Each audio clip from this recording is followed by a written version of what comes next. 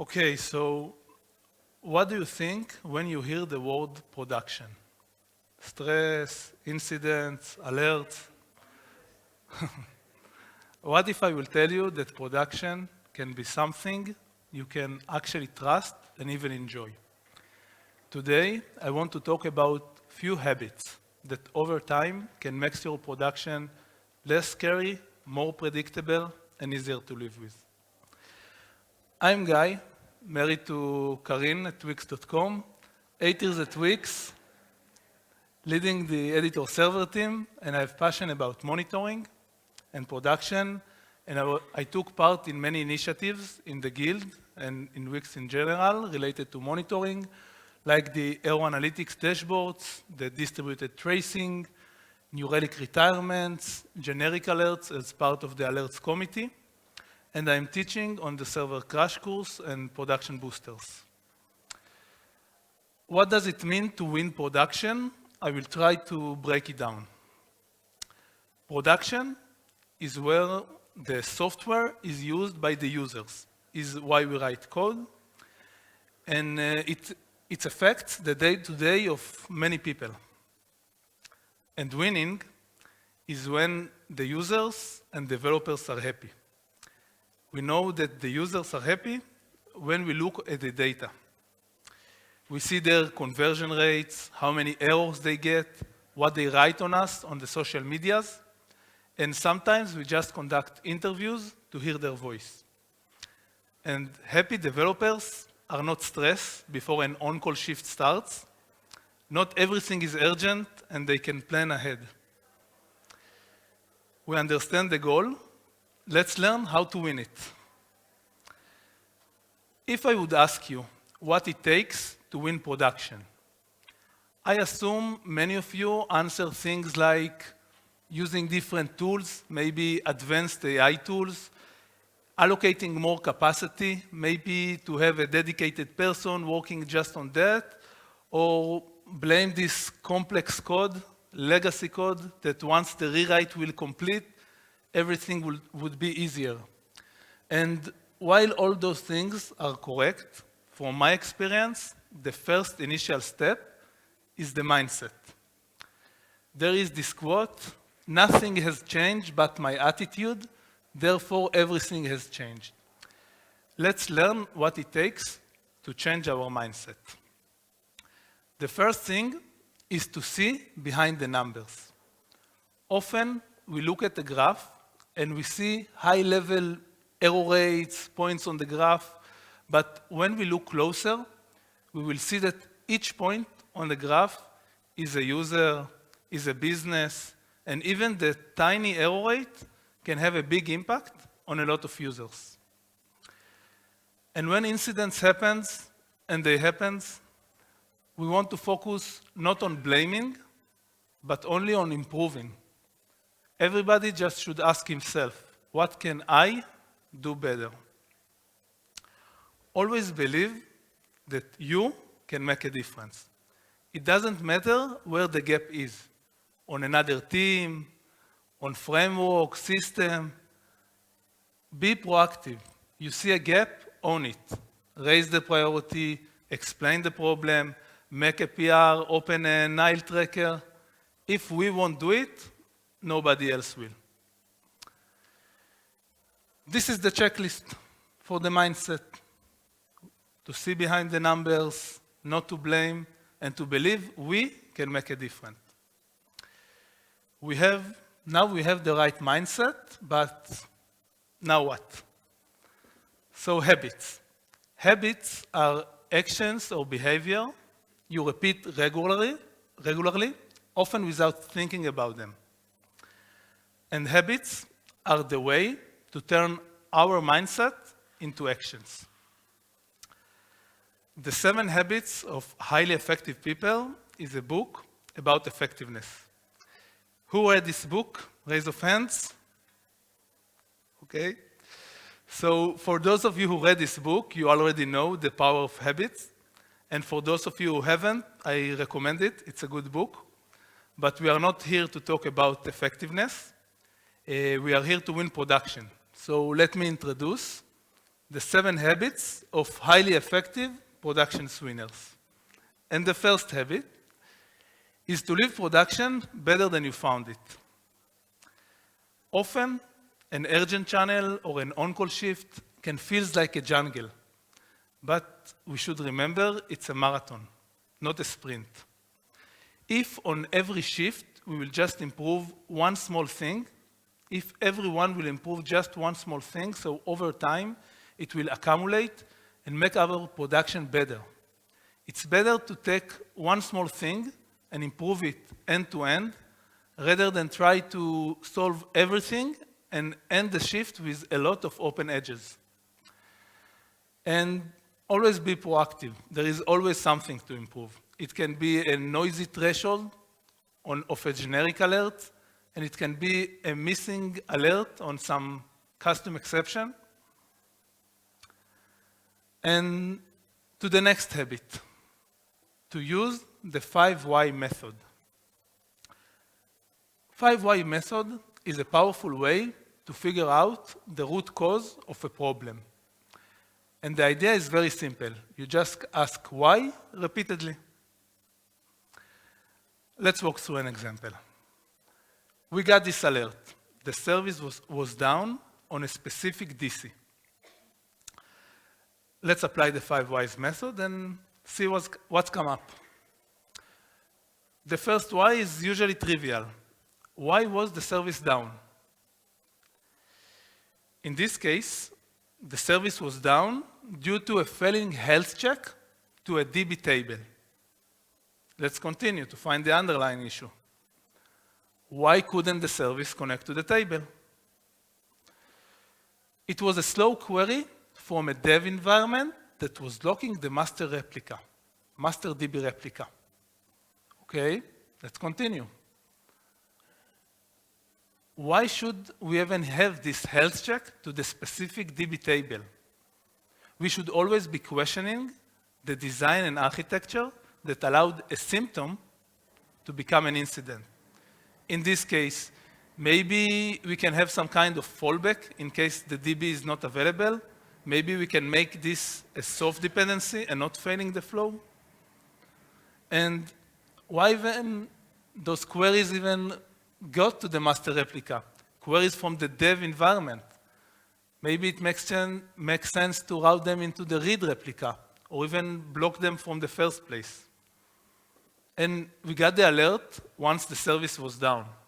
Maybe why we didn't get an alert sooner? Sounds like we are missing an alert. All those questions were real questions we ask ourselves after a real incident. And just by asking why repeatedly, it led us to actionable improvements. We actually improved our monitoring to be alerted sooner. We changed this dependency. We added a fallback. So now the same issue on the table won't cause a downtime. And together with the DBA, we made sure that queries from the dev environment will always be routed to the read replica. Okay, now we have the 5 method skill and we can continue to our next habit to manage stress. We are at our best when we are calm. And we want to focus on the problem and not on being overwhelmed by the situation. And in order to do that, you should find whatever works for you. It can be some simple mantra or maybe a simple routine. I don't know, drink a glass of water. What works for me is to always remember we are all in this together to tackle the problem, and I'm not alone. I'm part of Wix group of all the people, and we try to solve it together. As Udi Kagan said, if it's good, you breathe. If it's bad, you breathe. Always breathe. Before we continue to the next habit, I want to share an experience. I'm from the editor server team, and we're responsible for the Wix site. And I had a task to extend a script rendering library. But a few moments later, we started getting alerts. It started with long-running handlers and deadlocks taking down random pods on production. And when we investigated the thread dump, we saw it's pointed to the exact same class I have just modified. It was stressful. I took a breath, and then I fixed the issue. But I kept thinking, how can we prevent it from happening again in the future? What can we improve? So I thought about it, and I wrote a post about it. I wrote 3 simple steps that if you would follow, you would know how to not add a deadlock to your critical flow. I made a mistake.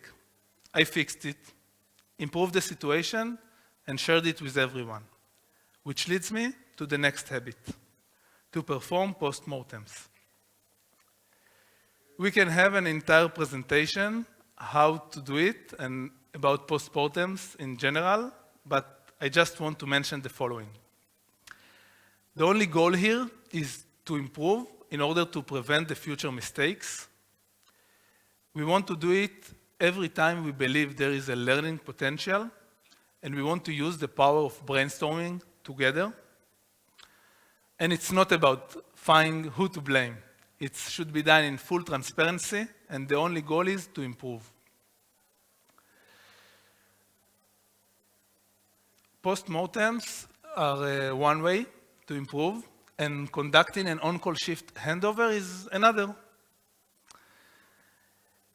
The goal on on-call shift handover is to share knowledge about how to manage production with the entire team.